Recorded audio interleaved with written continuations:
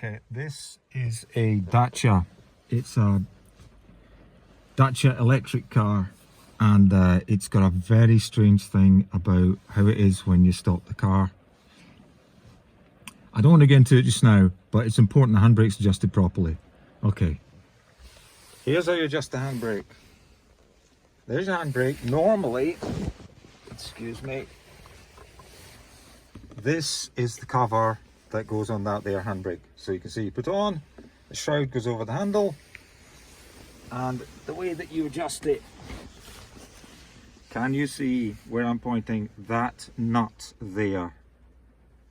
That nut is how you adjust it. You see the amount of thread there? That is a lot of thread. Now I've put it down about 1/4 inch, which you can almost tell if you get a keen eye, because you can tell the threads are a bit cleaner. I put it down maybe a nut depth, if you know what I mean, like 1/4 inch, 6 mil, to make the handbrake better. I'm not going to mess with it just now. I've got the car on blocks, but that's a lot of thread. Anyway, I've adjusted it just about where I think's right. Okay, it's like 3 notches or some, maybe 4 if you really pull it to get where it needs to go. But that's it. That nut doesn't want to go any further. So, I mean, it's a nice big beefy. You can just about see that cable. Just about, might be able to see it in there. There's a nice big beefy cable on it. But that thread is at its end, which means it now needs adjusted at the brakes. To me, that should have been more adjusted at the brakes to start with.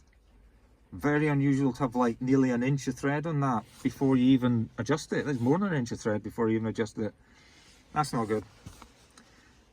There is something fundamentally a problem about this car. Anyway, I've fixed the handbrake now. I don't know if the foot brake will work. I think it's working. Right, so here we go.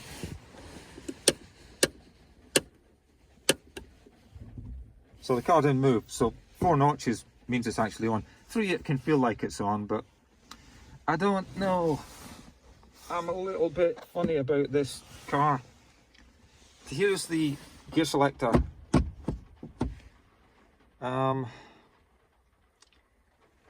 You see, a petrol version of this car, you'd have either an old-fashioned automatic gearbox, or you would have a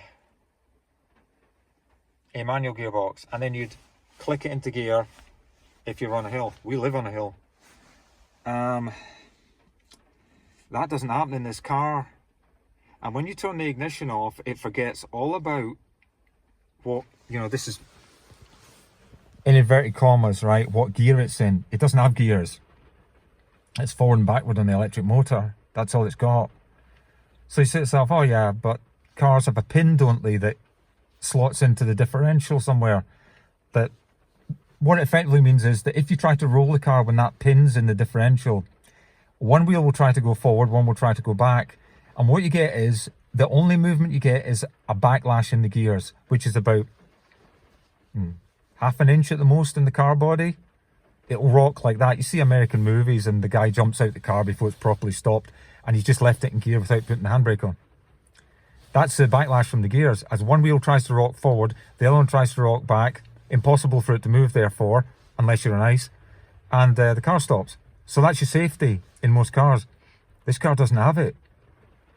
So Dacia have decided you'll rely on this handbrake now. I'm going to write to the Department of Transport about it, or whatever you call them nowadays, because that is not a hidden feature. It's a hidden lack of a feature, and I'm quite concerned. This is my daughter's car. And a lot of people nowadays don't know how to do anything with cars. I'll leave it at that. So Dad's in the car doing it. Yeah. Anyway, but I can't adjust that again like that. Now it'll be an underneath the car job.